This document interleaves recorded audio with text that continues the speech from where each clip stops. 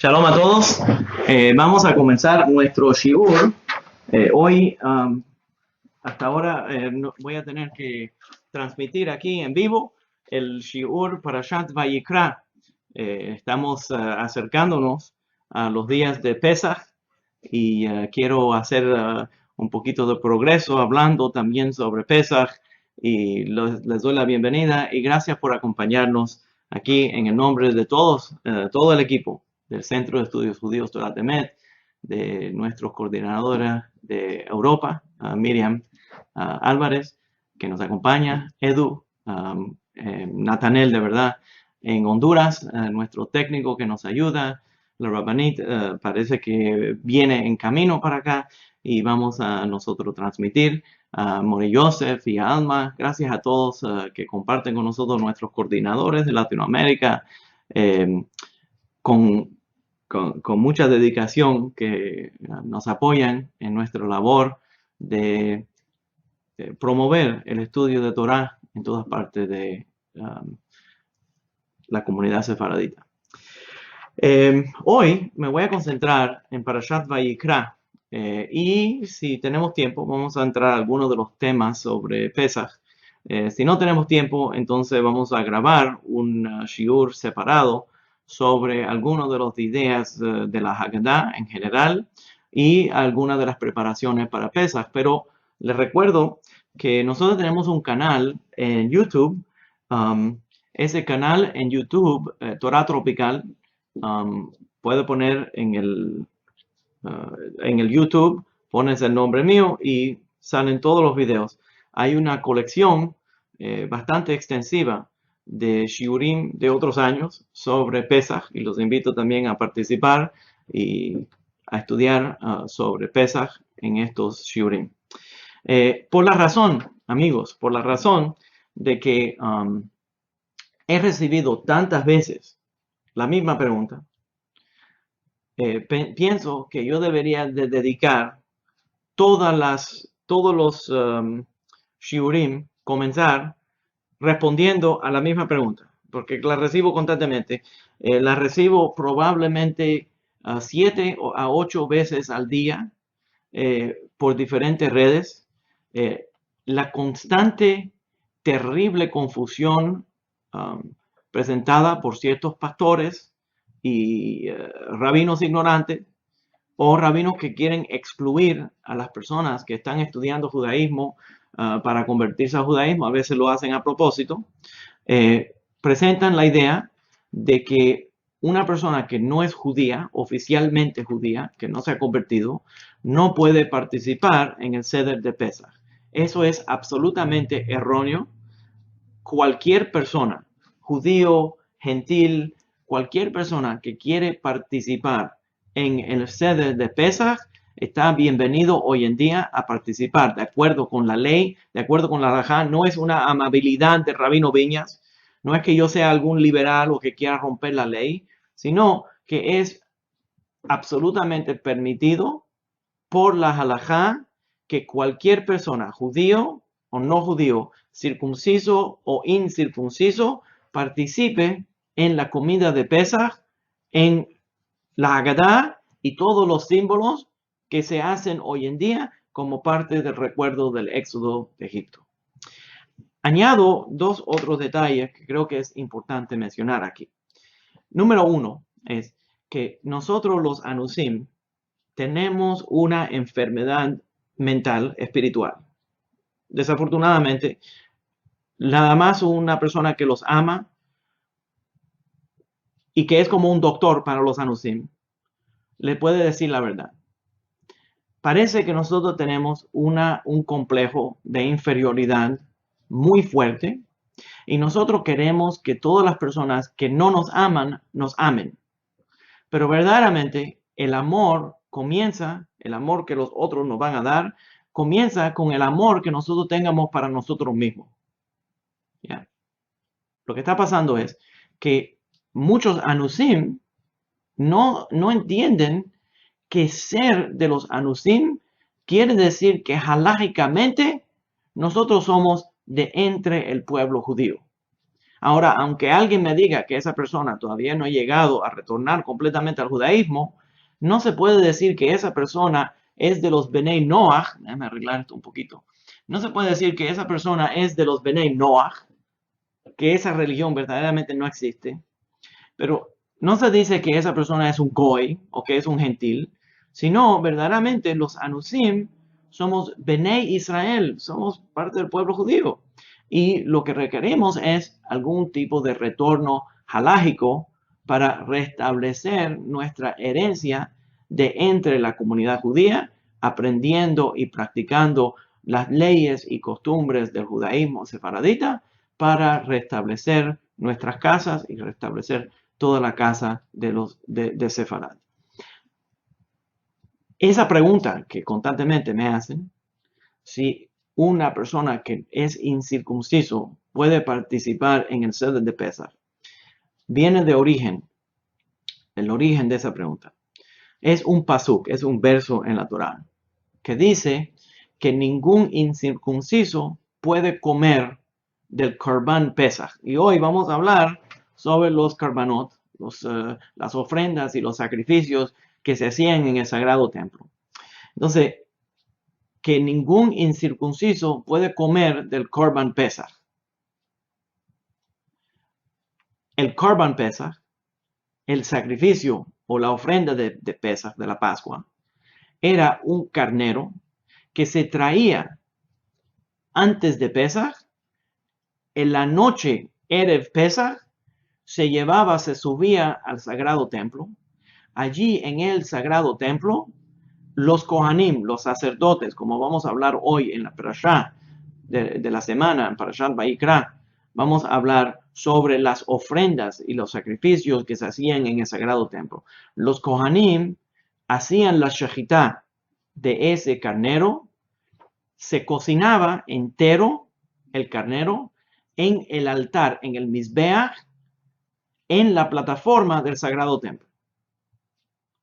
Hoy en día, déjame añadir que la halajá demanda en el libro de Deuteronomio, la ley demanda, es una ley bíblica, que el único lugar apropiado para traer las ofrendas y los sacrificios que se ofrecían en el altar es en Jerusalén, en la casa a donde Dios escogió poner su nombre. En otras palabras, eso quiere decir en el Bet HaMikdash, en el sagrado templo, en el Bet HaMikdash. Ahora, hoy en el Mizbeach que él escogió en el altar, que estaba en el Bet HaMikdash. Ahora, hoy en día, después que los romanos destruyeron el sagrado templo, hoy en día no tenemos, desafortunadamente, no tenemos el sagrado templo, no tenemos la casa sagrada y no tenemos el Mizbeach, el altar, no tenemos el altar a donde podemos traer el carnero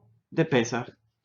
¿Ya? Entonces, como hoy en día no tenemos esa capacidad, esa habilidad de traer eso, y desafortunadamente en el lugar donde estaba el sagrado templo está una mezquita hecha como reconocimiento que el Islam conquistó allí, desecrando el honor de la casa sagrada de Dios. Entonces allí nosotros traíamos el sacrificio. Hoy en día no podemos traer el Korban Pesach. Ahora, eso no quiere decir, no malentiendan, eso no quiere decir que nosotros estamos diciendo que hoy en día no vamos a hacer los sacrificios porque somos más inteligentes o porque somos más progresistas o porque hemos reformado la religión judía o porque hoy en día no aplican. Todos los Korbanot hoy en día aplican. Aplican. Incluso todos los Korbanot aplican. El problema es que no lo podemos traer. No lo podemos traer porque el templo no está existiendo. Entonces, como no podemos hacerlo, hacemos otros servicios, aprendemos, estudiamos sobre los sacrificios y le pedimos a Kadosh Baruj Hu, al Santo Bendito sea, que acepte nuestro estudio de Torah como si hubiéramos traído los sacrificios. ¿Ya? Ahora no sé por qué estoy hablando tan rápido hoy en día. Esta mañana parece que el café estaba bueno. ¿Ya? Como no se puede traer el Korban Pesach, como no se puede traer el sacrificio o la ofrenda de Pesach, de la Pascua, hoy en día no se hace la ofrenda. Eso quiere decir que todas las demás partes del Seder de Pesach, de la Haggadah, como nosotros le decimos en sefaradita, todas las partes de la Haggadah, cualquier persona que quiere participar, siendo judío, siendo gentil, siendo circunciso, siendo no circunciso, cualquier persona que quiera participar en el servicio de la Haggadah, participa completamente en el servicio de la Haggadah. Eso incluye comer matzot, comer las hierbas amargas, comer la cena festiva, leer la Haggadah, hablar sobre el éxodo de Egipto. Todas las partes del Seder, todas las partes de la Haggadah para Pesach, todo el mundo puede participar. Hasta la Haggadah lo dice, señores. La Haggadah dice, Halach ma'añan diajalugan batana. Este es el pan de la aflicción que nuestros padres comieron en la tierra de Egipto. Cualquiera que tenga hambre, venga y coma de él. Este año estamos en el exilio. El año que viene, que sea que estamos en la tierra prometida, en la tierra de Israel. Entonces, esa declaración incluye cualquier persona que quiera venir a participar en el Seder de Pesach. Ojalá que eso aclare plenamente que no estoy siendo liberal, no estoy malinterpretando la ley, no estoy siendo cariñoso, amable con todo el mundo para que todo el mundo venga. No, esa es la ley.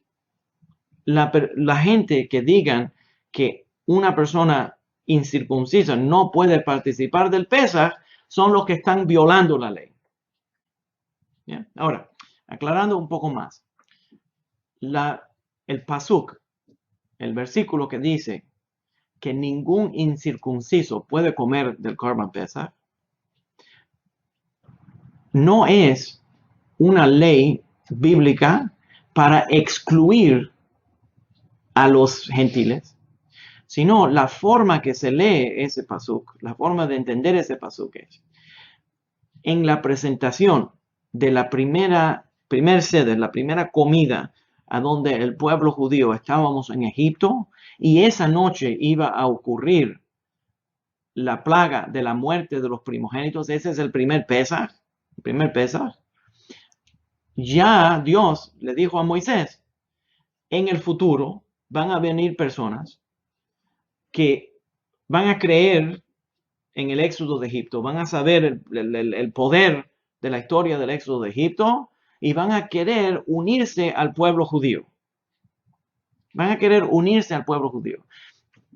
Esa persona no puede participar en comer de la carne del carnero, del Pesaj, a menos que se circuncide. Ahora, ¿qué quiere decir eso? Que se circuncide y que venga y participe. En una palabra, no dijimos que solamente las personas que son descendientes, oigan bien, no es decir que solamente las personas que son judíos de nacimiento o que son descendientes de los judíos que salieron de Egipto pueden comer del Korban Pesach, sino lo que el pasuk, lo que el versículo está diciendo es que aunque esa persona sea de entre los gentiles, de entre las naciones, y quiera participar en el Korban Pesach, que se circuncide, que se convierta y que venga y participe. Es sumamente poderoso ese versículo cuando uno lo lee de forma de incluir y se vuelve débil el pasuk y muy feo cuando uno lo lee como forma de excluir. El poder del judaísmo en esa sección, lo que dice la Torá es que será una sola ley para el nacido judío y también para el extranjero que vino a unirse al pueblo. ¿Entienden lo que es? Muy importante la forma de entender lo que son los pesukim. ¿Ya? Entonces, para aclarar, creo que perdí la cuenta, pero son por lo menos 100,000 veces que lo he explicado. Para explicarlo una vez más, cualquier persona que desee participar en la cena de la Haggadah el lunes por la noche, la semana que viene, puede participar en la Haggadah de Pesach. Puede comer las hierbas amargas, puede comer los matzot, puede comer la comida festiva, puede leer la Haggadah y puede participar. Todo el mundo está bienvenido a participar en la fiesta de Pesach. Mejor todavía, si desea tanto, oiga la invitación, si desea tanto participar en las leyes y costumbres del judaísmo, si usted verdaderamente cree que Dios sacó al pueblo judío de Egipto y le dio la ley a Moisés, y Moisés es un verdadero profeta, deje atrás todos los demás dioses falsos, deje atrás todos los intermediarios, circuncídese y únase al pueblo judío. Está absolutamente bienvenido. ¿Ya? Pues ya lo van a oír múltiples veces porque constantemente estoy recibiendo esa pregunta y ojalá que esto aclare esa situación. La semana que viene, Shabbat es Shabbat Hagadol. Estos todos son pensamientos antes de empezar la Parashat Vayikra.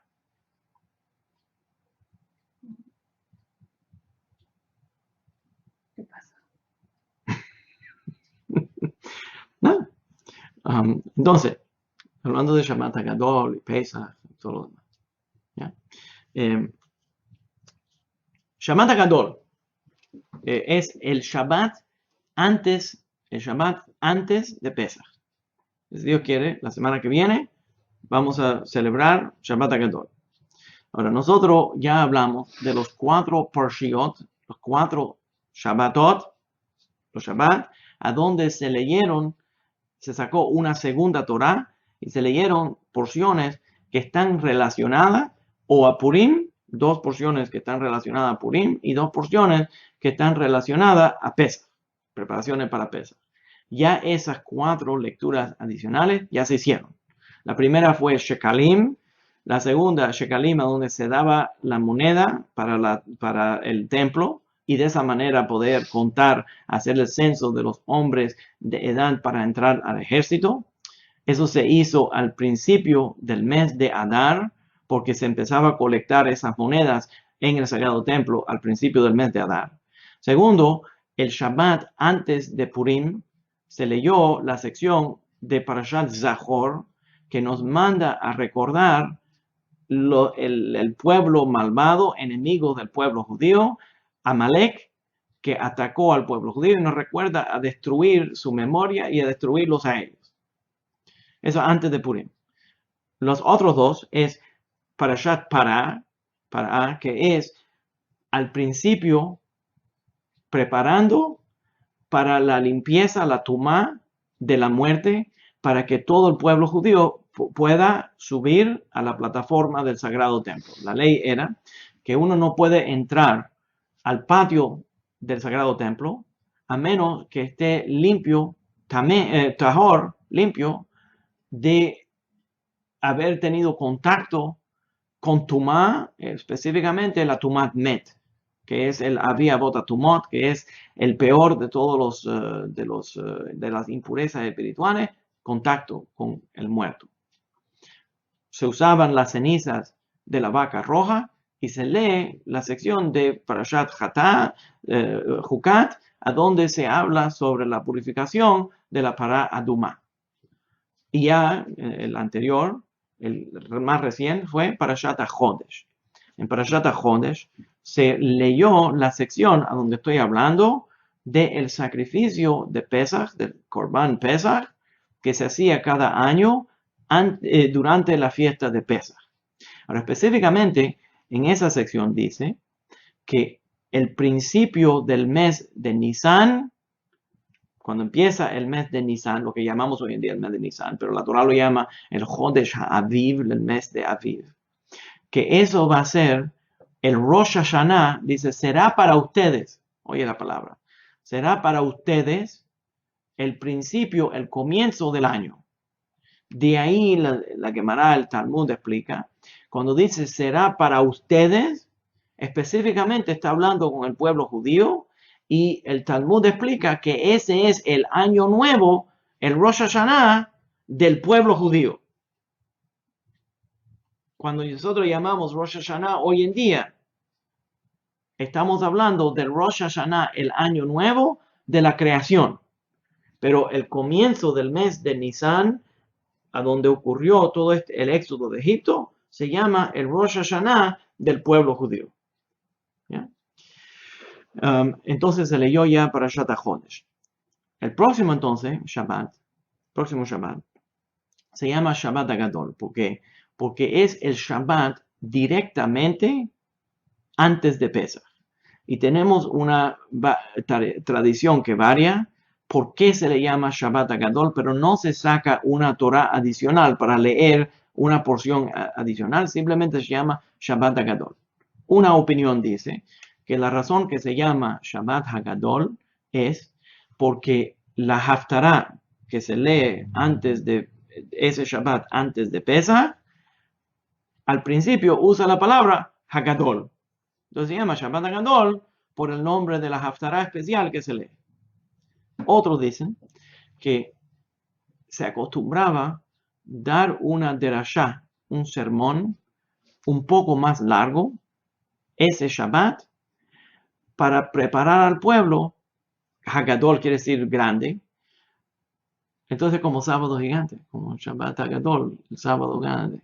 Entonces, se preparaba un sermón largo, hablando de los temas de Pesach. De esa manera, todo el pueblo, la congregación, estaba preparada para la fiesta de Pesach.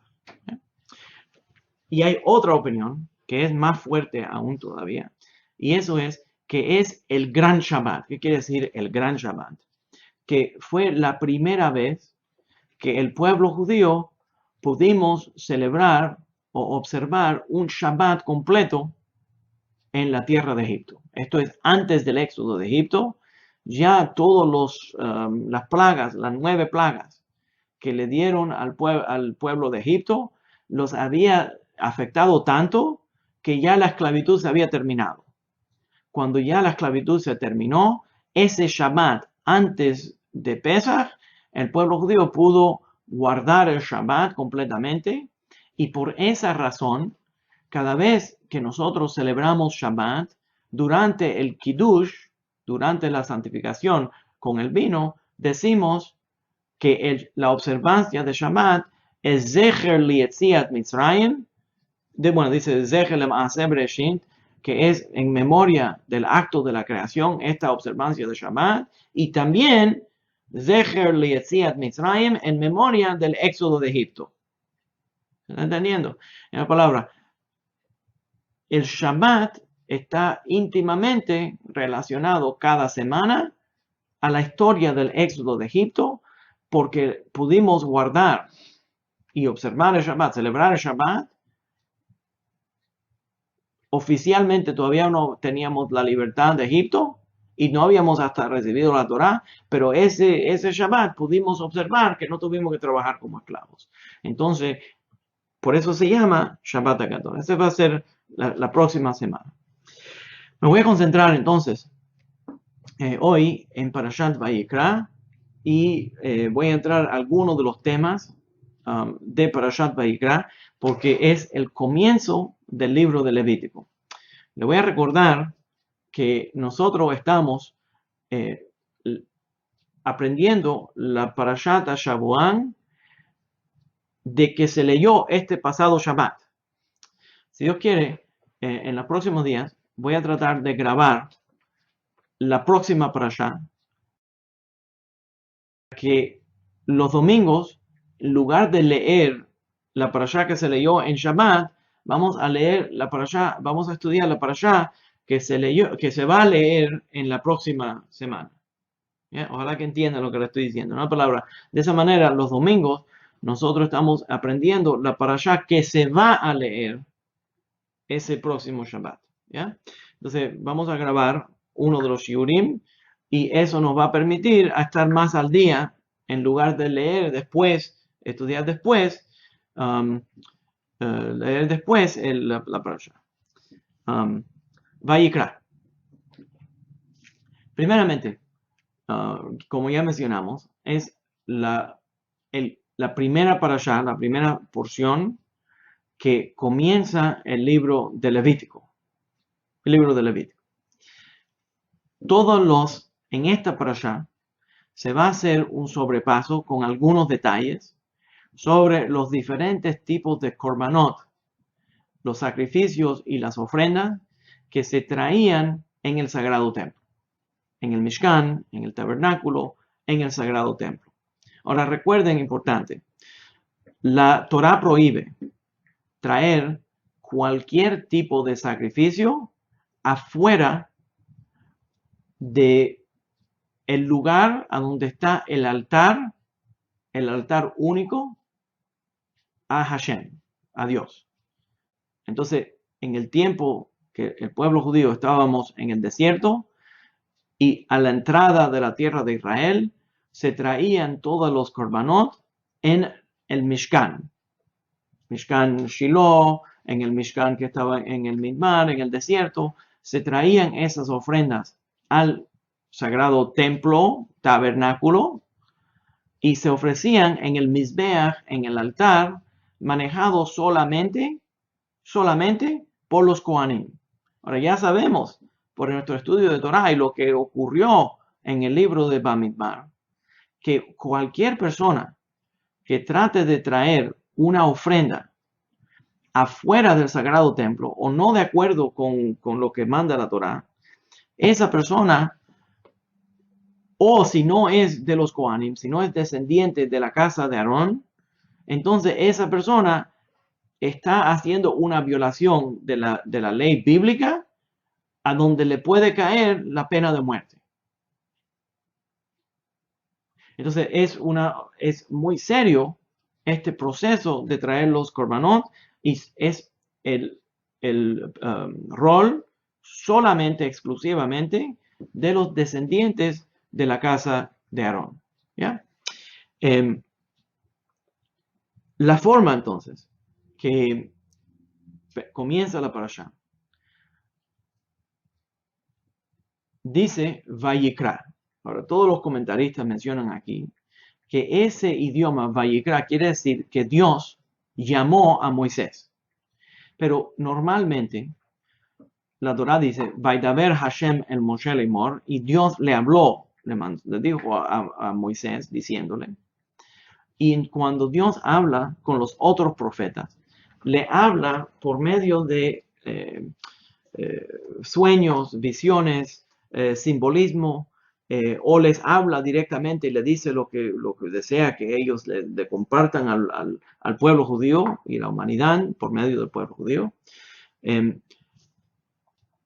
Pero en este caso, el idioma, la palabra Vayikra, tiene mucho simbolismo en que dentro de la palabra Vayikra está la palabra Yakar. Yakar quiere decir amado o apreciado. Y la forma de entender esto es que Dios llamó a Moisés en una forma con mucho amor, desde el Ohel Moed, desde el lugar a donde se reunía él y Dios, de la carpa del tabernáculo, lo llamó en una forma muy cariñosa. Nosotros aprendemos que Moisés es el sumo de todos los profetas. La Torá nos explica que nunca va a haber un profeta que sea tan cercano a Dios como Moisés, nuestro maestro. Moshe Rabbeinu es el sumo profeta de todos los profetas y es el que comprueba si una profecía es verdad o si no es verdad. Déjame explicar por qué. Porque si un profeta viene, esto está en el libro de Deuteronomio, si un profeta viene y hace algún milagro o hace alguna obra, ¿ya? Hace alguna obra, entonces, y esa obra sale una cosa milagrosa, aunque haga algo milagroso, entonces esa persona recibe alguna palabra y se la dice al pueblo judío. si la palabra que esa persona recibió contradice la profecía de Moisés, automáticamente es cancelado. Automáticamente se sabe si contradice la profecía de Moshe, se sabe automáticamente que es un falso profeta. Pero un ejemplo, una persona que venga a este mundo y haga milagros, aunque me diga que hizo milagros y que todo el mundo vio los milagros. Si las enseñanzas de ese supuesto profeta desvían al pueblo judío de guardar los mandamientos, automáticamente se sabe que ese profeta es un falso y que no se debería de seguir y que absolutamente se debería de destruir. ¿Ya? Entonces, el falso profeta que desvía al pueblo judío de guardar los mitzvot, se supone que se mate a ese profeta porque es un símbolo de la idolatría. ¿Ya? Ese llamamiento es el llamamiento Vayikra con mucho amor, y todos los comentaristas explican que lo llamó en una forma fuerte, pero que solamente Moisés lo pudo oír. Óigalo bien. La palabra Vayikra quiere decir que lo llamó en una forma fuerte, pero solamente Moisés lo pudo oír. Hay una tradición entre los sofrim, recuerden que yo soy sofer, hay una tradición entre los sofrim, que cuando escribimos Vayikra, ponemos pequeña el Aleph de la palabra Vayikra, más pequeña que el resto de las otras letras. Hay varias tradiciones por qué. Porque una tradición dice que la razón es porque Moshe Rabbeinu, era tan humilde. Anav Mikol Adam, era el más humilde de entre todos los hombres, y no quiso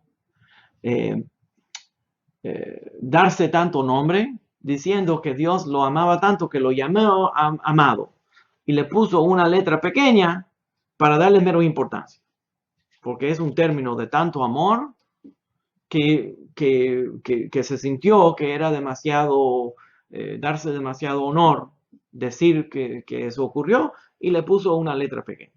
Es una tradición. Pero otra tradición entre los sofrim dice que ese pequeño Aleph es el símbolo de Dios llamando a su amado, y que solamente ese amado lo está percibiendo.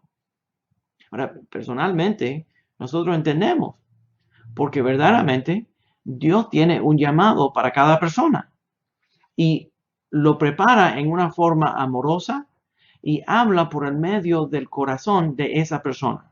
En otra palabra, otros tal vez no entienden por qué uno reacciona en la forma que uno reacciona, o cuál es este llamamiento que uno siente a lo que uno siente espiritualmente, pero la persona que está recibiendo ese llamamiento muy humildemente sabe que viene de Dios. Una palabra. Por ejemplo, algunos de los talmidim míos viven en familias que no practican el judaísmo y sienten un deseo muy profundo dentro de su corazón de apegarse a la Torá, de apegarse a Dios. Ese es el Aleph pequeño, que es como un pedacito de energía, un poquito de energía que está dentro del corazón. Y cuando la persona se presta para escuchar, porque él es el único que lo está escuchando, cuando él se presta para escuchar, entonces se pone más y más y más fuerte el llamamiento que viene del Ohel Moed, directamente de Dios, llamando a Moshe, en este caso, llamándonos a nosotros a hacer lo que nosotros tenemos que hacer. Mientras uno va incrementando la respuesta y la aceptación del mandamiento, del llamamiento, más y más fuerte se pone el llamado. Ejemplo, cuando Dios le habla a Abraham y le llama para que haga un acto, Abraham le responde, Hineni, aquí estoy preparado para responder a lo que me estás llamando a responder. Hineni. Cuando Dios nos llama a nosotros y nosotros sentimos un llamamiento a estudiar Torah, enseguida que nosotros respondemos, sentimos ese sentimiento que está dentro de nosotros. Enseguida que nosotros respondemos a eso, más fuerte se pone el llamamiento, más fuerte se pone la voz divina. Y cada vez que vamos permitiendo que la voz divina nos llame con tanto amor, más todavía va creciendo. Démosle un ejemplo en una forma, de otra forma.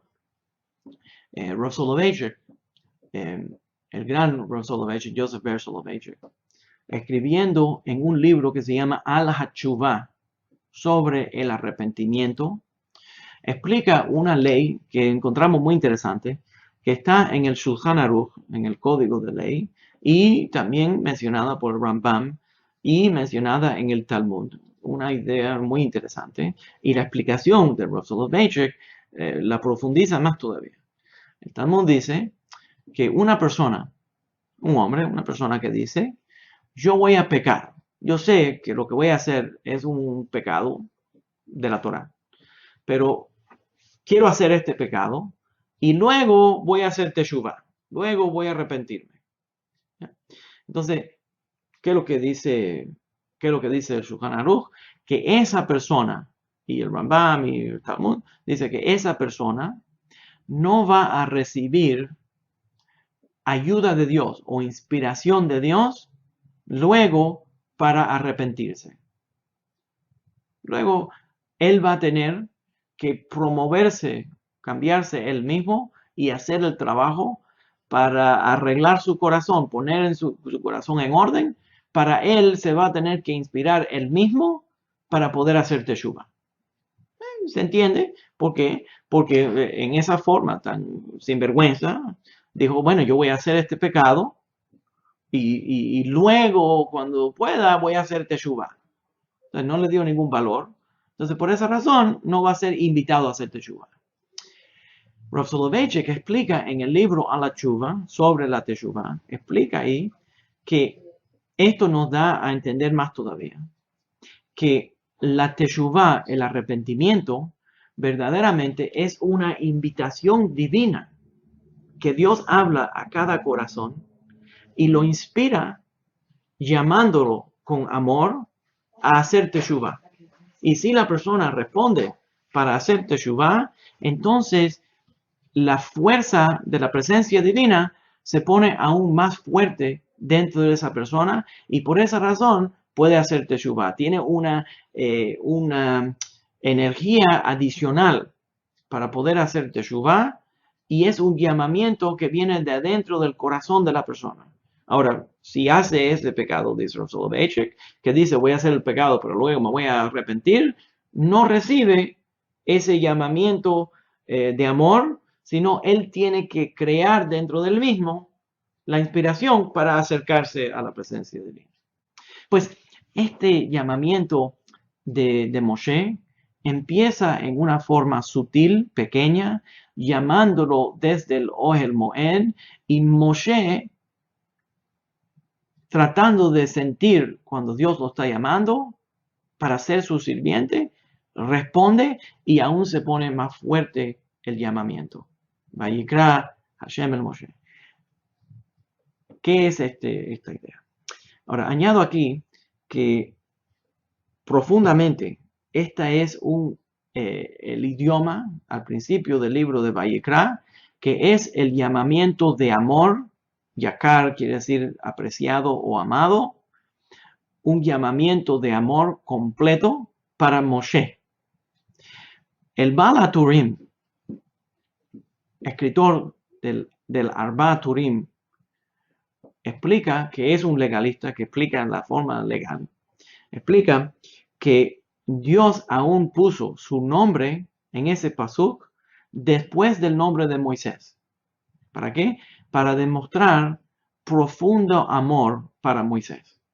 Ahora, nosotros nos sentamos y vamos a leer y vamos a repasar en esta parashá los sacrificios que para la mente del siglo XXI, nosotros lo que estamos viviendo, se nos pone difícil leer algunas de las secciones que tienen que ver con la muerte de animales, la ofrenda de traer las grasas del animal, salpicar la sangre, sacarle la sangre a la carne y ponerla en el altar, mezclarla con sal y todas las diferentes ofrendas que se hacían en el Sagrado Templo, que para nosotros es una cosa muy, muy extraña. Entonces, y hasta cierto punto, cuando vemos todas las leyes que aplican dentro del servicio de los Korbanot, diríamos que esta porción de la Torá está muy profundamente ligada a la ley, a la estructura de la ley. Pero interesante que desde el principio de la parashá, Yakar aquí, amado, está siendo llamado no en una forma de dictar una ley, sino en una forma amorosa. Ojalá que entiendan lo que les estoy explicando. Entonces, llamando a Moshe en una forma amorosa para explicarle cómo funcionan, cómo va a funcionar los korbanot que se van a traer en el Mishkan, en el tabernáculo y también en el Bet HaMikdash. Entonces, esto no es un libro con intención solamente de imponer una ley, sino es un libro que comienza desde el principio con amor. Con amor. Interesante que para vender el producto, las religiones que se han desviado del judaísmo, las religiones inventadas que se han desviado del judaísmo, presentan una idea falsa sobre el judaísmo, presentando que nadie puede vivir de acuerdo con la ley y que solamente el Nuevo Testamento o todas las otras religiones que han salido de aquí pueden verdaderamente perdonar. Pero interesante que el libro que está lleno de leyes y detalles sobre las ofrendas y todas las estructuras de todo lo que va a ser los Kohanim, empieza con un llamamiento suave a donde Moisés responde y un llamamiento de Dios en una forma muy amorosa. El judaísmo es una religión de amor. El judaísmo es una religión completamente generosa. En otras palabras, no es la religión que excluye a los gentiles o dice que solamente una persona, imagínate una religión que sea tan vulgar, que le diga a las personas que la única forma de ser salvo es ser creyente en las ideas de esa religión. En otras palabras, todos los demás que no crean en lo que yo le estoy diciendo van a ir al infierno. Pero en el judaísmo ese no es el caso.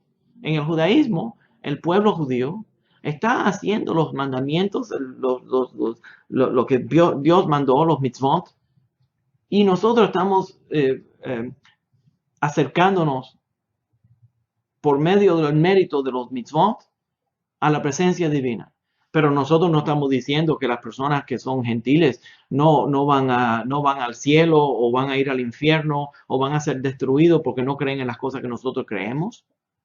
Nosotros creemos en los diversos caminos para llegar al único Dios. Ahora verdaderamente creemos que el camino de la Torá es el camino más avanzado para llegar a Dios. ¿Y por qué lo sabemos? Porque Dios le explicó estas leyes a Moisés directamente y es el profeta más claro que ha venido al judaísmo, al mundo. Entonces es el único profeta verdadero que nos ha instruido y nosotros creemos en ese camino. Pero eso no quiere decir que una persona, por ejemplo, un gentil, un cristiano, un goy que coma carne de puerco, él no va a ser castigado. Entonces el judaísmo, que él va a ser castigado. No, nada más un judío que violó la ley. Entonces el judaísmo es una religión muy amorosa, muy generosa espiritualmente. Incluye a toda la humanidad y es la primera religión al ofrecerle a la humanidad la idea de un solo Dios.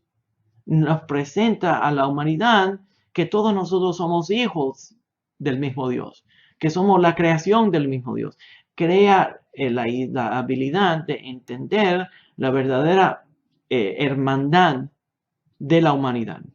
¿Ya? Pero interesante que cada vez que va a presentar la Torá leyes con mucho detalle, lo pone junto con amor. Entonces, en el judaísmo, el acto más amoroso que Dios puede hacer es guiar al pueblo judío con sus leyes. Óiganlo bien. La forma de ser salvo, y cuando nosotros hablamos de salvo, no quiere decir ser salvado de quemarse en el infierno. Salvo en el judaísmo, en la Torá, en el idioma de la Torá, sería una persona que ha desarrollado una vida sagrada, una vida santa, a donde su forma de vida está constantemente acercándolo a la presencia divina. Esa persona siente la presencia divina en su vida, siente la Shekhinah. ¿Y cómo viene la Shekhinah? Guardando su ley. ¿Qué es lo que dice el Talmud? El Talmud dice que el lugar de encontrar la Shekhinah hoy en día, ahora que el templo fue destruido, la forma de encontrar la Shekhinah es Bedaler Amot Shel Halachá, en los 4 codos de la ley. Al guardar la ley, la halajá, al guardar la ley, recibimos la Shekhinah. ¿Cómo recibimos la Shekhinah? Porque Dios ama tanto a la humanidad que nos dio una serie de instrucciones, de leyes y guianzas para desarrollar el potencial humano dentro de cada ser humano. Entonces, nosotros somos salvos, entramos a una relación íntima con Dios por la misericordia, la gracia de la ley. Dios fue tan misericordioso con el pueblo judío que nos dio una ley y una serie de ritos y prácticas de acuerdo con la ley que nos constantemente nos traen en un acercamiento a la presencia divina. ¿Ya? Esto toda la forma de entender por qué es tan importante entender que todo el libro de Levítico está lleno de amor para la humanidad por medio de los sacrificios. Ahora, añadiendo otro tema más. La forma que la Torá habla sobre los sacrificios le llama la palabra korban. ¿Qué quiere decir? Quiere decir que en toda la ley entonces está involucrada para acercar al pueblo judío al camino de los mitzvot, y ese camino de los mitzvot profundiza la relación íntima entre Dios y el pueblo judío. Ese es el camino para desarrollar la unión. La palabra korban, la palabra que es mal traducida en el español y en inglés como sacrificio. Quiero explicar un poco sobre lo que es la palabra korban para mirar este servicio que se va a hablar en la Parashat Vayikra con otra luz. Específicamente, los paganos, todo el sistema romano, greco-romano, todos los diferentes servicios de Baal Peor y de todos los falsos dioses de los cananitas y de todas las naciones que vivieron en la tierra de Israel, que tuvimos que desposar para poder ser soberanos sobre la tierra de Israel bajo el mandamiento divino. Ofrecían sacrificios a sus dioses. A veces esos sacrificios eran sacrificios humanos, que la Torá dice que Dios odia el sacrificio humano, la muerte del ser humano. También traían sacrificios de animal, al igual que están descritos en la Torá. Y también traían sacrificios de incienso y también de harinas, de diferentes materiales, al igual que la Torá también nos habla para eso. Ahora tenemos a un cristiano colado, pero parece que a mí me está pareciendo últimamente que no hay suficientes canales de instrucción cristiana porque parece que los cristianos están tan desesperados para la verdad que vienen a huir porque no pueden conseguirlo de entre la religión de ellos y tienen una confusión tan profunda porque saben verdaderamente que Dios les está hablando, ellos lo sienten. Entonces vienen aquí, pero entonces no saben qué hacer. Entonces ya como un robot, como un clon, empiezan a escribir su programación y no pueden entender otra cosa. Interesante. Vamos a no detenernos por eso. El Corbán, entonces, no es un sacrificio en la forma que se traduce al español y también al inglés. El Corbán viene de la palabra karov. Karov quiere decir un acercamiento. Es un rito a donde esa persona va a hacer un acto que lo va a acercar a la presencia divina. No es el pensamiento de un sacrificio. Ahora voy a explicar por qué. ¿Ya? Un sacrificio es algo que yo le doy a Dios para que Él me dé algo a mí. En otras palabras, yo estoy dispuesto a sacrificar, a perder algo. Estoy dispuesto a sacrificar, a perder algo para ganar otra cosa. Entonces es como una pérdida a donde la persona está sacrificando a eso, perdiendo eso, para ganar otra cosa. Pero en el judaísmo, el Corban no es que yo estoy perdiendo algo para ganar algo, sino estoy usando este encuentro, este acto, para crear un encuentro más poderoso, aún más poderoso, con el Santo bendito sea.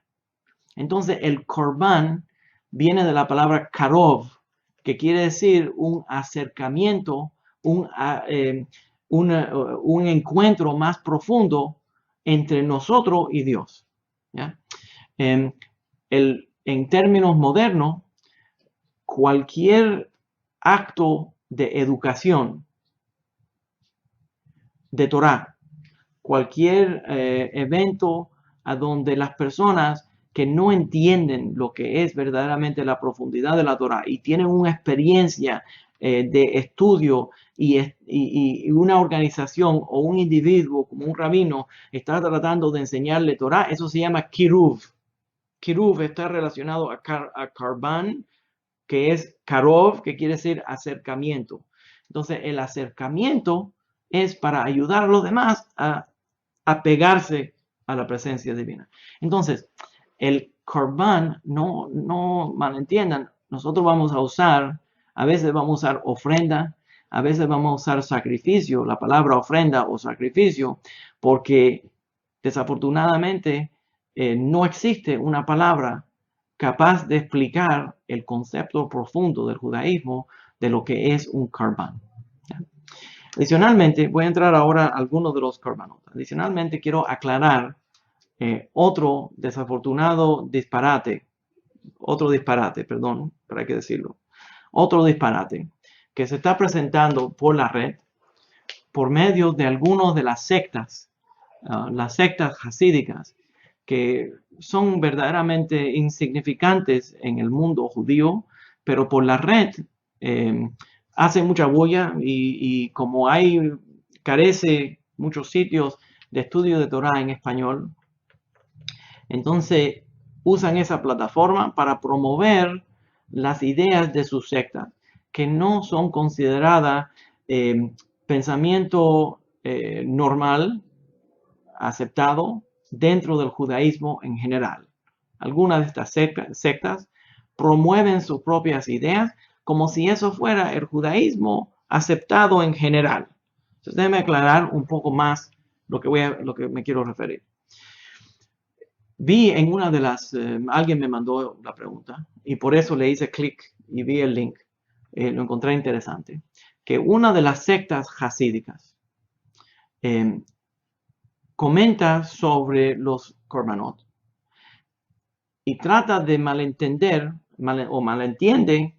la enseñanza de Nachmanides de Gerona, judío sefaradita, filósofo judío sefaradita, que explica lo que son los korbanot. Y hacen un disparate en su explicación. Y desafortunadamente, como carecemos de material en español, eso se difunde como si fuera aceptada la norma. Entonces lo voy a explicar en defensa del honor de otro gran sabio sefaradita de España, de Nachmanides, para aclarar plenamente lo que quiero explicar. Encontré interesante que algunos quieren interpretar erróneamente que el sacrificio de un animal era para traer la parte animal, escuchen bien, para traer la parte animal de la persona. Ahora entendemos que todos los sacrificios que se iban a traer, todos los korbanot que se iban a traer, la persona hacía, los kohanim o la persona que traía la ofrenda, se inclinaba y ponía las manos arriba del becerro o del animal. A veces confesaba su pecado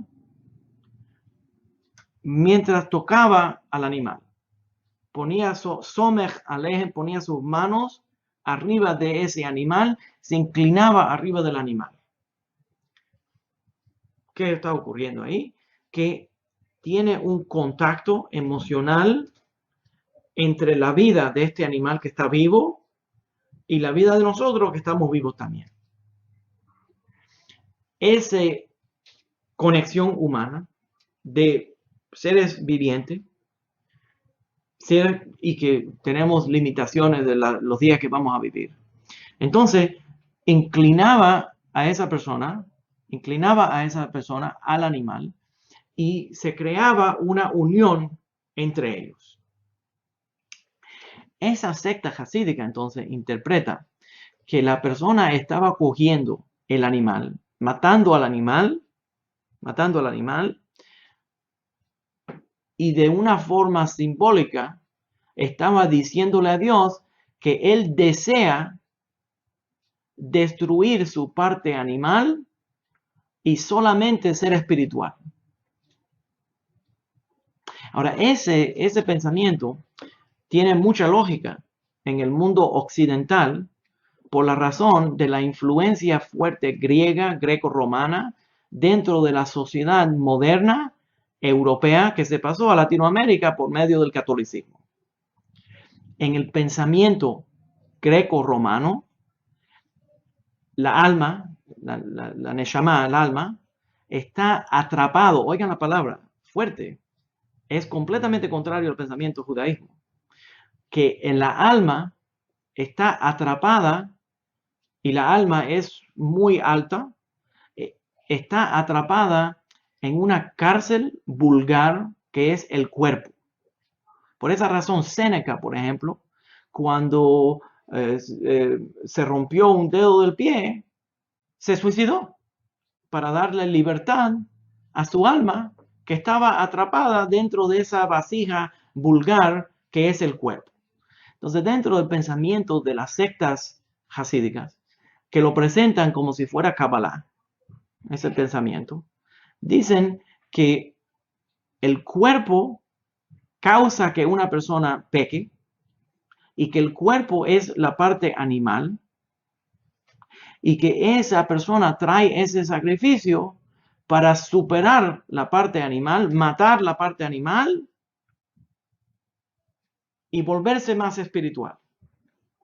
Pero verdaderamente Nachmanides de Gerona, el filósofo Nachmanides de Gerona, no está diciendo eso. Lo que está diciendo es que la persona, y eso es una diferencia sutil, pero óiganlo bien porque es importante, porque aclara la diferencia entre el pensamiento filosófico griego y el pensamiento de la Torá. Y eso es que la persona está trayendo al animal no para destruir la parte animal, sino para incluir la parte animal. En otras palabras, lo que él está diciendo es, yo reconozco que yo soy parte animal, que tengo un día cuando voy a nacer y un día cuando voy a morir, y al igual que este animal va a morir, yo también voy a morir. Y yo quiero usar la parte animal mía para acercarme a Dios. No es destruir la parte animal mía, es incluir la parte animal mía. ¿Ya? Entonces, aclarando que un corbán no es la destrucción de una vida, es la elevación de una vida. El korban hatat, que nosotros vamos a hablar, el sacrificio que se hacía por pecado, no es, no es un sacrificio que se hace por pecado, que alguien, yo voy a pecar porque me da la gana. No, es una persona que se confundió, terminó haciendo algo que fue prohibido por la ley y queriendo usar su cuerpo, toda su experiencia humana, tomando conciencia de la vida y de la muerte y de las etapas de la vida, quiere usar una relación con este animal para acercarse por medio de ese rito a la presencia divina. Sumamente importante que el judaísmo y el verdadero camino de la Torá, y especialmente explicado por los filósofos sefaraditas, no es un camino de espiritualidad solamente en la cabeza o espiritualidad en el mundo de las nubes con cosas, con ideas filosóficas que no se pueden expresar en una forma física, sino el judaísmo verdadero es yo tengo una fe y por eso yo hago esto. En una palabra, si crees que Dios, oiganlo bien lo que le dije anterior, si crees que Dios sacó al pueblo judío y Dios es el verdadero Dios y Dios verdaderamente habló con Moisés y la tradición del pueblo judío es la cierta, que Dios nos sacó de Egipto, al igual que nosotros todos que estamos aquí sabemos que Dios nos sacó de Egipto y que Dios hizo estos milagros para el pueblo judío y que va a hacer más milagros para el pueblo judío y que está constantemente llamando al pueblo judío. Si crees eso, termina convirtiéndote, termina ya y bien, y comparte con el pueblo judío. Haz algo, no solamente lo dejes en el mundo de la teoría o de ideas o de cosas bonitas, de midrashim que son entretenidos. Llévalo directamente a guardar kasher. Haz una cosa que solamente un ser humano de carne y hueso puede hacer. Persona de carne y hueso. Y no estamos negando nuestra esencia humana, que nacemos y morimos, sino estamos expresando nuestra esencia humana, nuestra esencia limitada. Ahora, interesante que en la filosofía verdadera cabalística de los sefardim, no hay diferencia entre la alma y el cuerpo. Y el problema es cuando esa alma y ese cuerpo no están actuando juntos. Entonces el pecado viene aquí porque no están sincronizados el alma y el cuerpo. Entonces ahora, al hacer el acto del corbán, al hacer el acto del sacrificio, la persona está sincronizando en una forma simbólica el cuerpo y el alma. No está rechazando al alma. Otra forma déjame dar otro ejemplo. En otra palabra, debería ser bastante claro ahora. Que entonces la forma que esas páginas de esas sectas están interpretándolo es verdaderamente idea griega, filosofía griega, que la aplicaron dentro del judaísmo, pero eso no es apropiado. Verdaderamente, en el pensamiento del judaísmo, el corbán no es rechazando la parte animal, sino incorporando la parte animal, usando la parte animal para hacer un acercamiento. Entonces no es solamente lo que yo siento en mi corazón, no es solamente lo que yo siento filosóficamente o en el mundo de las ideas, yo expreso la parte filosófica del mundo de las ideas y de mis sentimientos en una forma tangible, en una forma física. Eso es el judaísmo. Y no se divide el cuerpo del alma. Ojalá que se entienda. Otro ejemplo. La costumbre sefaradita. La ley sefaradita, el Shulchan Aruch dice que un hombre no puede orar, no puede hacer la tefilá a menos que se ponga un cinto. El cinto, creo que es un cinto. El cinto, filosóficamente, se puede decir esotéricamente, cabalísticamente, representa la marca a donde está la división del cuerpo, de los deseos de abajo y los deseos de arriba. Larry lo explica. Ok, muy bien. Entonces nosotros nos ponemos un cinto. ¿Qué es lo que quiere decir un cinto? Un cinto regular, un cinto de cuero. Y cuando me pongo los tefilines, esta mañana cuando puse los tefilines, los Retzuot, un momento, los Retzuot, los tiros de los tefilín, se ponen ahí en el cinto, se conectan al cinto. ¿Por qué? Porque en el pensamiento sefaradita, nosotros queremos unir a los deseos de arriba, a los deseos de abajo, a los deseos carnales, que estén unidos, que estén sincronizados. Interesante que las sectas hasídicas piensan completamente opuesto y usan lo que ellos llaman el gartel. El gartel en Yiddish, el gartel en Yiddish es un cinto, simplemente un cinto, pero ese cinto, ellos usan un cinto de tela y se lo ponen a la parte afuera del cuerpo y usan ese gartel para dividir, para separar entre los deseos de abajo y los deseos de arriba. En una filosofía se une el deseo de abajo y el deseo de arriba, y en la otra filosofía se separa entre el deseo de abajo y el deseo de arriba. A mí me atrae más, no solamente como separadita, pero también como psicólogo. Creo que es más saludable admitir que tenemos deseos que son carnales o limitados y usar esos deseos carnales limitados para acercarme también a la presencia divina. ¿Ya? Ojalá que se entienda lo que estoy diciendo.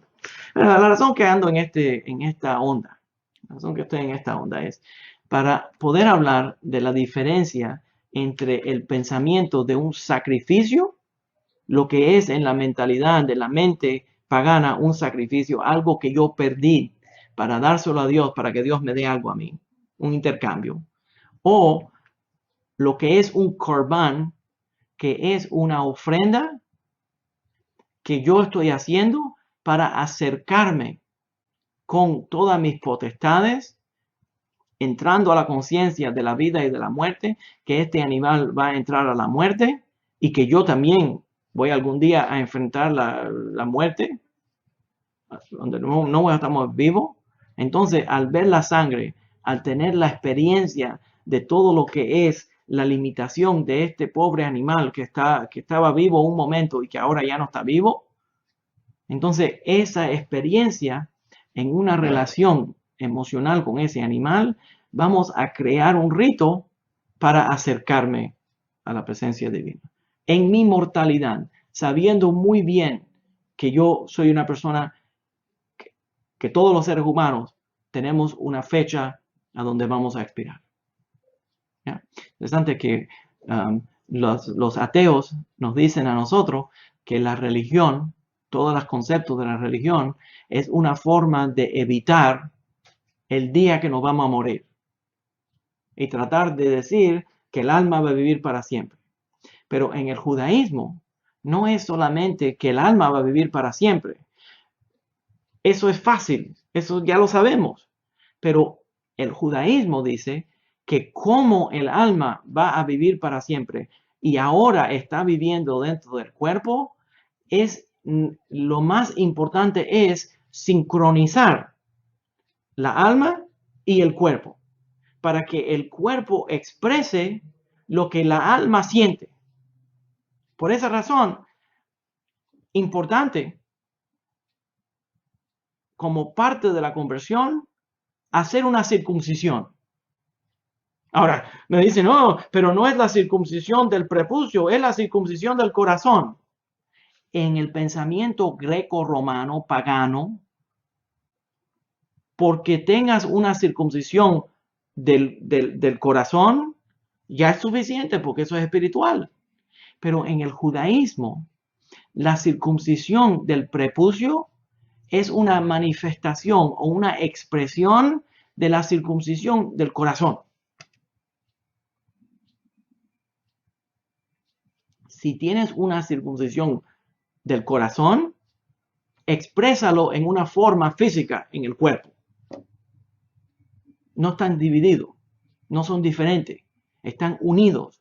El cuerpo y el alma son el mismo. No hay un cuerpo que es la jaula o la vasija vulgar de una cosa más avanzada que es el alma, sino mientras el alma y el cuerpo están unidos, son iguales. Y la forma de expresar lo que está en la alma es viviendo una vida física que representa lo que son esas creencias.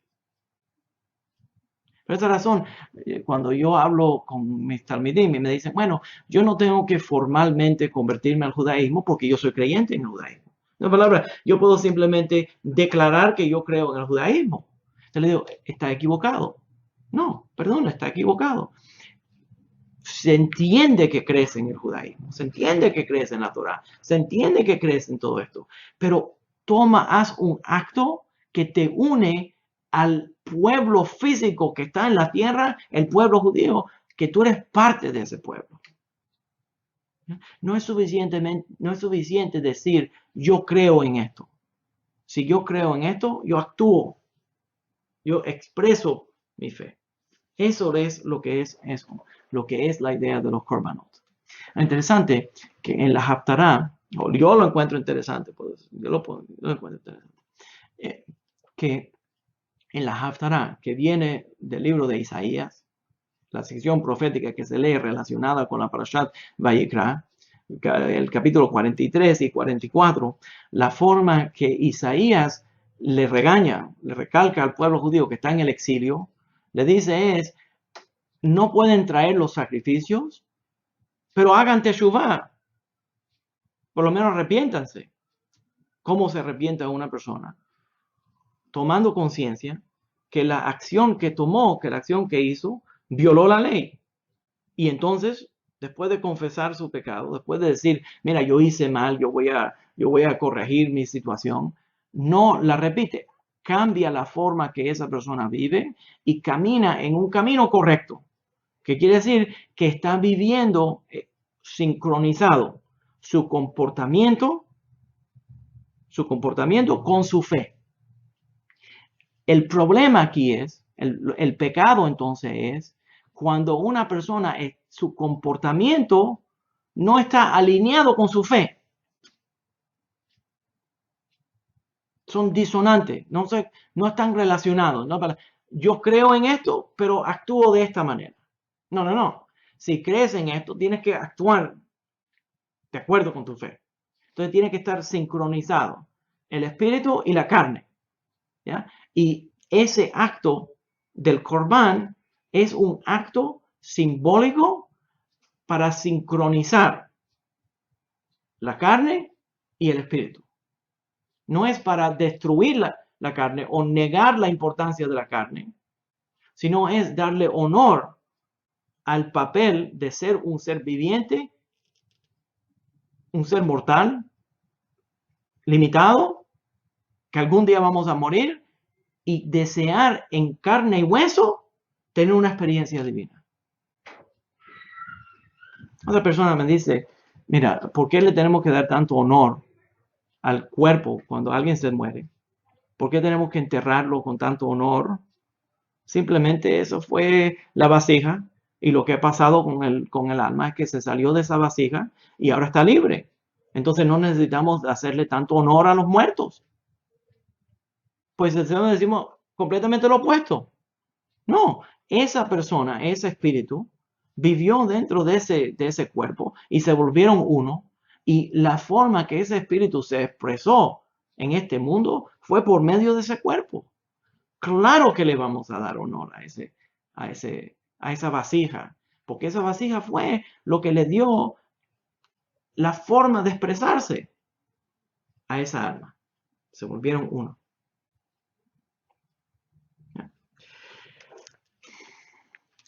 Voy a entrar entonces a los diferentes, ahora me siento mejor, ya después de explicar todo eso. El primer sacrificio, la primera ofrenda, el primer corbán que se va a presentar en la parashá de esta semana se llama el corbán olá. Ese corbán olá es el toro. En principio, el primer tipo de ofrenda es el corbán olá, y casi todas partes de esa ofrenda son quemadas en el altar, completamente consumidas por el fuego del altar, menos las pieles del toro, esas pieles del toro que se le daban como regalo al Cohen. Parte de la ofrenda, parte del sacrificio que se traía, se le quitaba el pellejo al animal, y el pellejo, el Cohen se quedaba con él, y el resto era casi todo completamente consumido por el altar. Recuerden que ese corbán se le hacía también, la persona se inclinaba contra ese animal, contra ese toro, antes de matarlo, antes de traer la ofrenda. Ese efecto psicológico ya lo hemos explicado. Interesante que entonces la Torah nos dice que se le hacía shechitá al animal, se degollaba el animal y se colectaba la sangre de ese animal en la vasija sagrada del tabernáculo y luego del templo, y se traía esa sangre al altar, y la Torah nos recuerda que todas las ofrendas requieren sal como parte de su ofrenda, y vamos a hablar sobre ese tema en unos momentos. Entonces, esta ofrenda, que es el Korban Olá, empieza con el toro. Y de acuerdo con el Talmud, todos los korbanot, todos los sacrificios, todos estos ritos, están relacionados al pecado del becerro de oro. Y especialmente el Korban Olá, por la razón de que es el toro. Entonces la Talmud dice que el toro es el padre del becerro, y viene ahora el padre a limpiar el pecado de su hijo. ¿Ya? Entonces,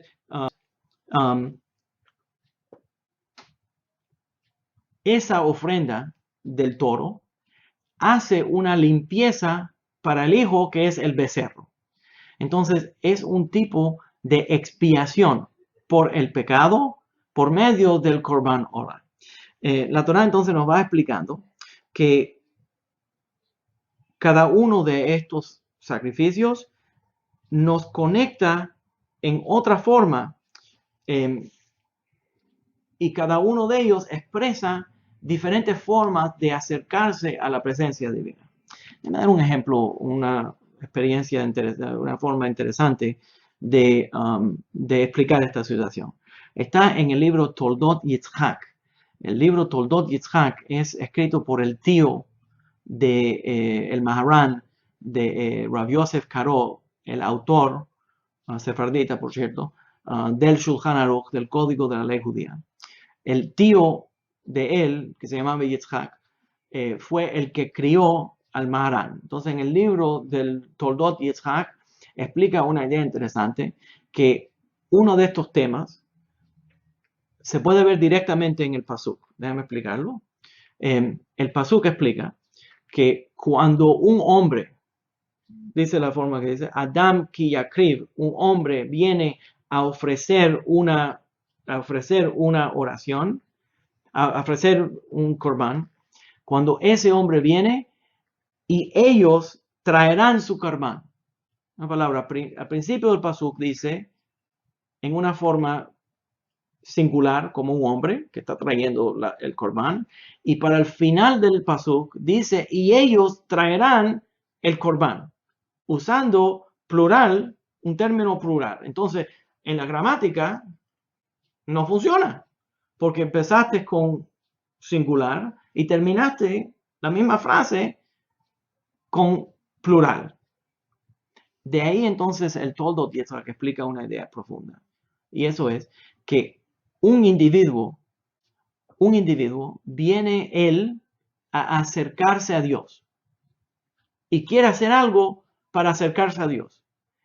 Automáticamente, cuando él como individuo hace una acción, la pluralidad del pueblo judío está afectada y recibe mérito. Es como si todo el mundo hizo ese corbán. Entonces, una persona que viene a añadirle bien al pueblo judío, es como si todo el pueblo judío recibe el mérito, como si todos estuviéramos haciéndolo. Entonces, él, como un individuo, se sintió motivado a hacer ese bien y fue atraído a eso. ¿Ya? La pronunciación correcta para la palabra amén es amén, como yo acabo de decir. No es umain.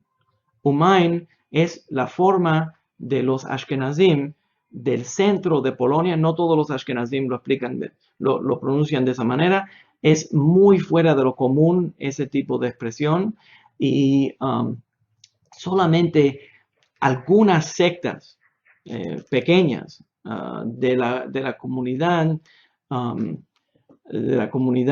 hasídica dicen umain. La mayoría dicen amén. ¿Ya? Y los sefardim, nosotros decimos amén. Ahora, hay un analfabeto pastor que tal vez es buen médico, pero no creo que no sirve ni como pastor ni como rabino, que dice omen, omen. Ahora, la razón que él dice omen es porque el pobre nunca pudo ir a una yeshiva, no sabe nada del judaísmo. Entonces, por la red, él va robándose ideas y las va creando, las va poniendo para tratar de comer, engañando a las personas, que él esté presentando algunas ideas que sean de la Torá.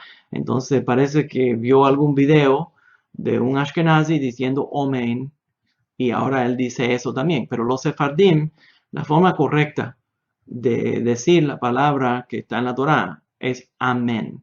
Amén, no Umain y no Omein, pero Amén. ¿Ya? Esa es la forma correcta. Anyways, explica entonces el Toldot Yitzhak, el tío del Maharan. Explica que cuando el pasuk empieza en una forma singular y termina en una forma plural, que está hablando que los bienes que nosotros hacemos afectan a la totalidad de todo el pueblo judío, de toda la humanidad, de verdad, a todos nosotros de esa manera. ¿Ya?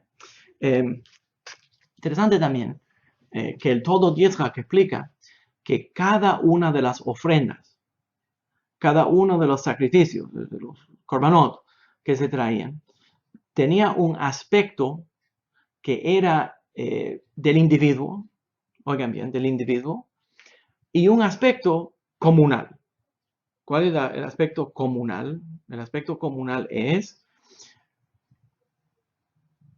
el fuego, la sal, el altar, el Cohen, el sacerdote que va a participar en eso. Todos representan la comunidad, la sociedad, porque la sal le pertenecía a todo el mundo donaba para mantener esa parte. El altar fue creado con los fondos que toda la comunidad ofreció. El fuego que se mantenía constantemente en el Sagrado Templo también representaba la parte comunal. Y entonces el individuo traía su ofrenda usando los recursos de la comunidad. Interesante la idea. Entonces, el tío del Maharan, que crió al Rav Yosef Karo, que escribió Shulchan Aruch, explica que para que un individuo pueda traer estas ofrendas, la única forma que puede traer estas ofrendas es que la comunidad le dé las herramientas o crea todos los soportes, lo necesario para que esa persona pueda traer las ofrendas. Interesante, lo digo yo, mirándolo bien, ¿ya? Mirándolo bien, pensando que la comunidad debería de proveerle a esa persona ese método de acercamiento. Yo, como amo los anusim, pienso, wow, qué interesante. Debería de ser que la comunidad judía crea todo lo necesario para ayudar a los individuos de la comunidad de los anusim a acercarse a la presencia divina. Nosotros deberíamos de darle el fuego, deberíamos de darle la leña, deberíamos de darle la sal, deberíamos de darle todos los elementos necesarios para que esa persona pueda acercarse al altar, hacer lo que Dios le llamó a hacer. ¿Ya? Ok.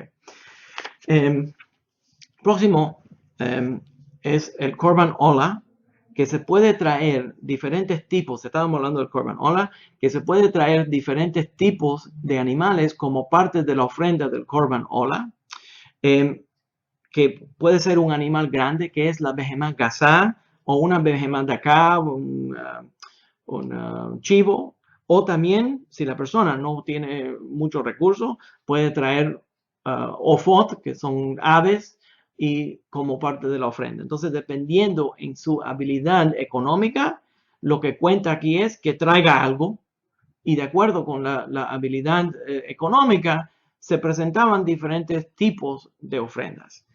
Interesante que cuando la Torá habla sobre la ofrenda de esos individuos, dice Adam ki yakrib, un hombre que vino a ofrecer.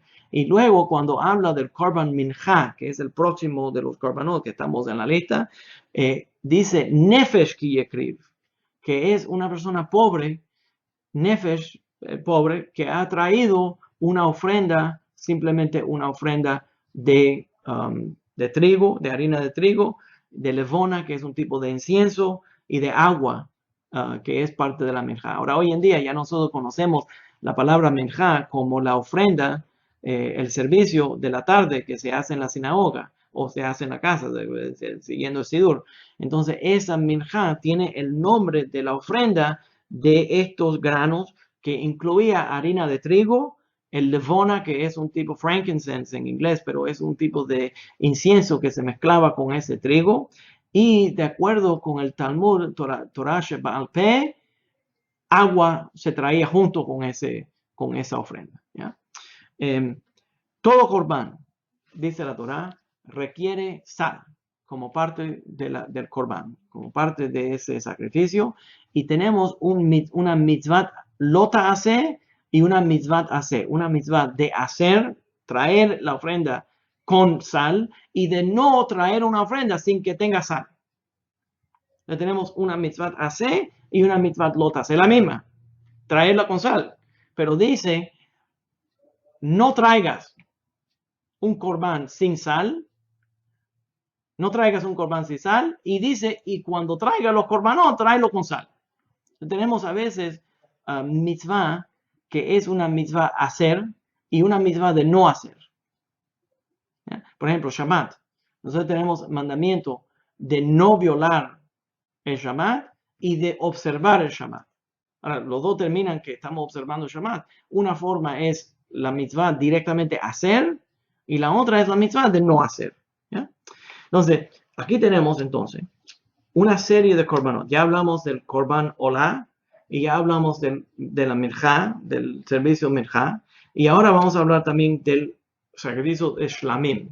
El shlamim a veces es mal traducido como una ofrenda de paz, por la razón de que shlamim puede estar relacionado a la palabra shalom.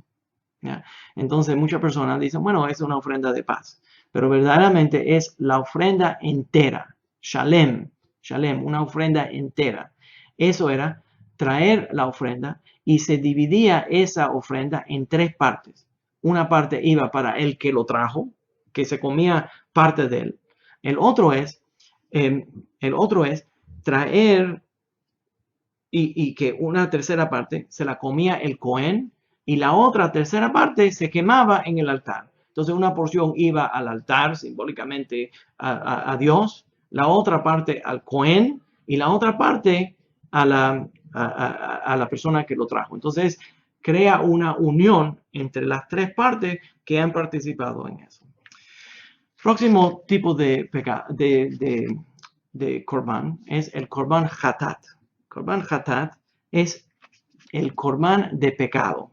Eso es una persona que traía esa ofrenda por haber hecho un pecado beshogeg, sin querer.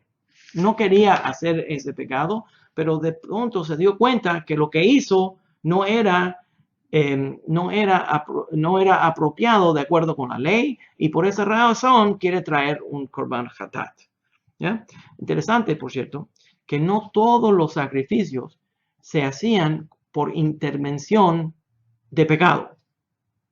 No malentiendan, en otras palabras, nosotros deseamos traer los korbanot hoy en día, pero no es para pecado, no es solamente por pecado, sino, por ejemplo, el Korban Tamid que se traía todos los días, no es un Korban Hatat. ¿Ya? Entonces, tenemos diferentes tipos de sacrificios que se habla de esto. Ahora, interesante que los cristianos, con su fijación en pecado y el perdón de pecado y el infierno y todo lo demás que ellos siempre están hablando, llevan todos los sacrificios como si tienen que ver con una expiación del pecado. Verdaderamente, habían otros sacrificios que se traen. Por ejemplo, las mujeres constantemente, cuando pasaban por el periodo de la menstruación, para subir al sagrado templo, traían una ofrenda de palomas. Entonces, en la pared del sur del sagrado templo, se mantenía a la entrada del sagrado templo un lugar a donde se podían comprar las palomas que se iban a traer al sagrado templo. Ella no hizo ningún pecado. Lo que está haciendo es cada mes volviéndose a dedicar al servicio divino por medio de estas ofrendas. Entonces, habían ofrendas de darle gracias a Dios por diferentes momentos de la vida, habían ofrendas que se traían al nacimiento de un niño, habían ofrendas que se traían después de estar en cautiverio, muchos diferentes tipos de ofrendas que se traían en el sagrado templo. No vamos a sobresimplificar el sistema de los korbanot, hablando solamente del sistema de ofrenda que está relacionado al pecado. Esto es mucho más desarrollado que esa limitación solamente en ese área. Ahora quiero añadir otra cosa más.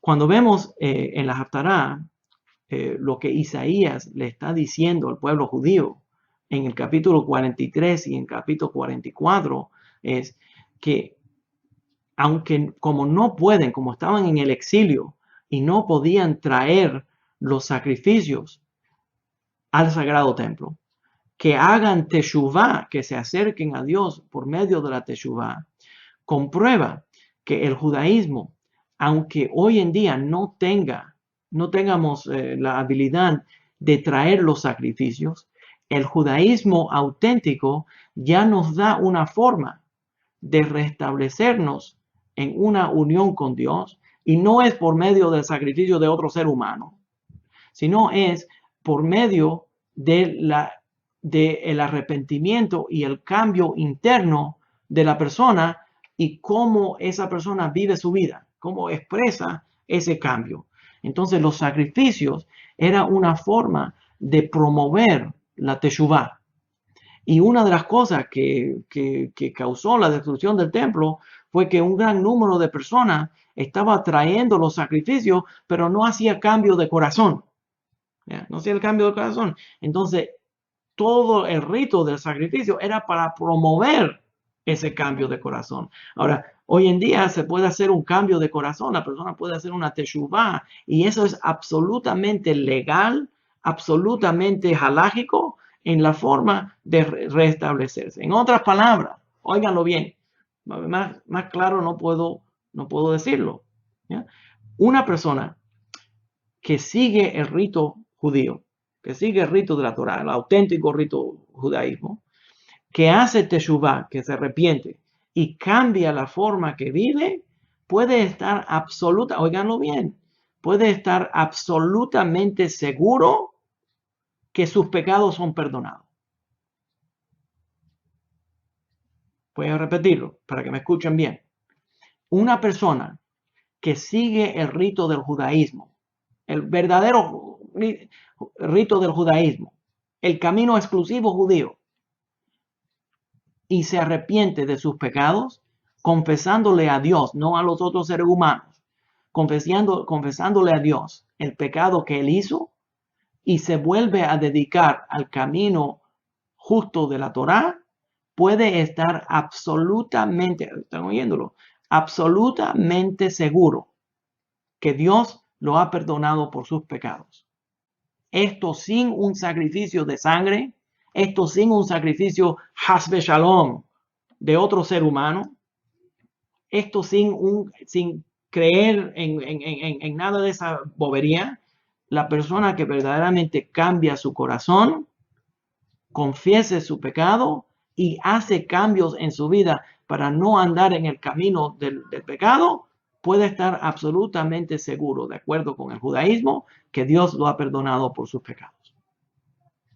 Por esa razón, no estamos necesitados de toda la bobería que este Señor que nos está visitando nos está ofreciendo. No me ofrecen nada, absolutamente nada. Esa es, lo único que hace es rebajar al camino espiritual del ser humano, encarnando algo que no debería ser encarnado. ¿Ya? Entonces, la teshuvá es el camino completo del arrepentimiento y del perdón por los pecados. El judaísmo tiene una forma de limpieza en el tiempo antiguo y también en el tiempo moderno. El judaísmo, gracias a Dios, todavía está vivo y es un pacto eterno que nos acerca constantemente a la presencia divina. Entonces, el Korban Hatat, la razón que ando en esto es porque una de las Korbanot que se presentan en la parashá de esta semana es el Korban Hatat. Y ese Korban Hatat lo presentan como el sacrificio del pecado, pero no es el sacrificio del pecado de una persona que hizo un pecado a propósito. Es una persona que hizo el pecado beshogeg, sin querer, y luego se dio cuenta que había hecho este pecado y hace todo lo posible para arreglarlo.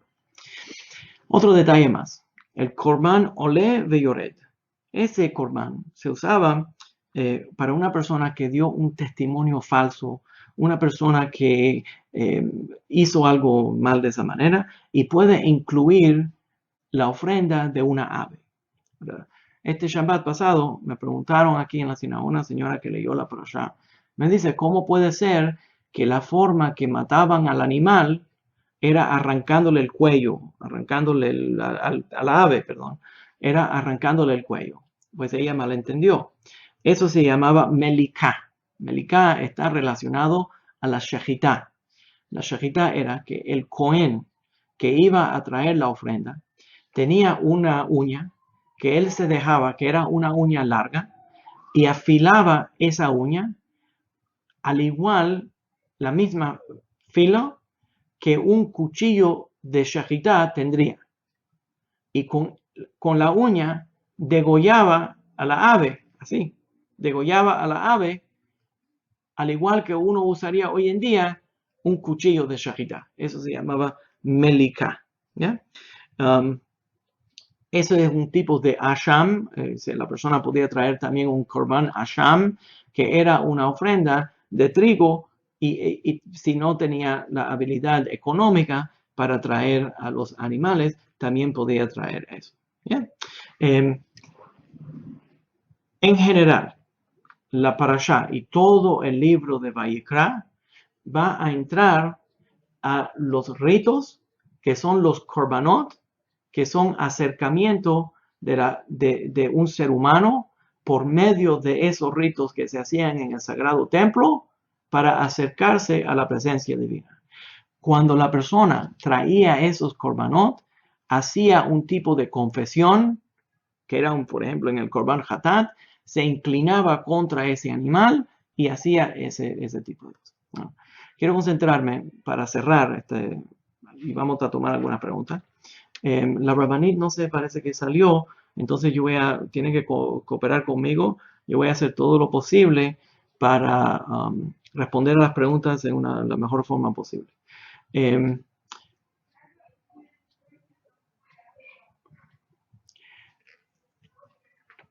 El Talmud Yerushalmi, el Talmud de Jerusalén, dice una frase que es sumamente importante para entender la vida judía de hoy en día y cómo hoy en día nosotros nos acercamos a la presencia divina. Dice el Talmud Yerushalmi que en el día que los romanos, que los extranjeros destruyeron el altar de Dios, querían destruir el altar de Dios, pero no entendieron que el altar de Dios es la mesa de la familia. La mesa de la familia. Esa mesa de la familia, y en el pensamiento del Talmud Yerushalmi, la mesa es como un altar. Y las ofrendas que se traen en ese altar es la comida que la familia va a comer. Por esa razón, las comidas de Shabbat tienen mucho simbolismo conectado a las ofrendas que se hacían en el sagrado templo y en el tabernáculo. Primero, que las velas de Shabbat, las luces de Shabbat que se prenden, representan la menorá. Por esa razón, en la costumbre sefaradita, nosotros no ponemos las velas o las luces de Shabbat en la mesa, en el altar, en la mesa, sino la tenemos en una mesita separada en el mismo salón, en el mismo cuarto, al igual que teníamos el mizbeach, el altar, y teníamos la menorá en el mismo cuarto, pero la menorá no se ponía arriba del shulchan, arriba de la mesa, a donde se ponían los panes, para que eso se entienda, ¿ya? Entonces, esa es la razón por la costumbre sefaradita de no prender las velas de Shabbat en la mesa de Shabbat, como se está viendo en los dibujos hasídicos, a donde tienen ahí en la propia mesa, las velas de Shabbat y la mujer está haciendo las bendiciones, ¿ya? Eso no es la costumbre sefaradita, ¿ya? Ahora, la ponemos en el mismo cuarto, separado, pero la idea es separado en otra mesita. Pero la idea es que representa la menorá que estaba alumbrando dentro del sagrado templo. Segundo, entonces, se pone el vino, y el vino representa las ofrendas de vino que se hacían delante del altar. Y también se pone una tabla. Esa tabla representa la superficie del altar, y arriba de esa tabla se le pone sal. La sal se puede dejar en una vasija pequeña al lado de los jalot, y se ponen los jalot arriba de la tabla, y se le pone una tela arriba de los jalot. Eso crea representando todas las diferentes partes que se hacían en el sagrado templo. Interesante que de acuerdo con el Rambam, Maimónides, y en la práctica sefaradita en general, es absolutamente prohibido echarle la sal arriba de la jalá. Si no, lo que uno hace es que uno pone la sal arriba de la tabla o lo deja en la vasija, como dice el Rambam, y cuando se corta los jalot durante ese servicio, se mete el pan dentro de la sal. ¿Por qué? Porque en el altar de Jerusalén, en el altar del tabernáculo, se le ponía la sal, y entonces arriba de la sal se le ponía la ofrenda. Y los paganos le echaban la sal arriba de la ofrenda. Entonces, por esa razón, nosotros acostumbramos comer el pan con sal, como dice en el libro de Proverbios, pero simbólicamente la razón es que la sal preserva. En los tiempos antiguos ese era el preservante más fuerte, ¿ya? Y preserva y nunca se echa a perder. Entonces representa la eternidad. Y el pan representa las necesidades humanas, que son limitadas. Entonces rellenamos nuestras necesidades carnales junto con nuestra espiritualidad. De nuevo, el mismo tema se va presentando por medio de todo el judaísmo, que es el sincronismo, el unir la presencia física y también la presencia emocional, espiritual de la persona, ¿ya? Luz de Israel.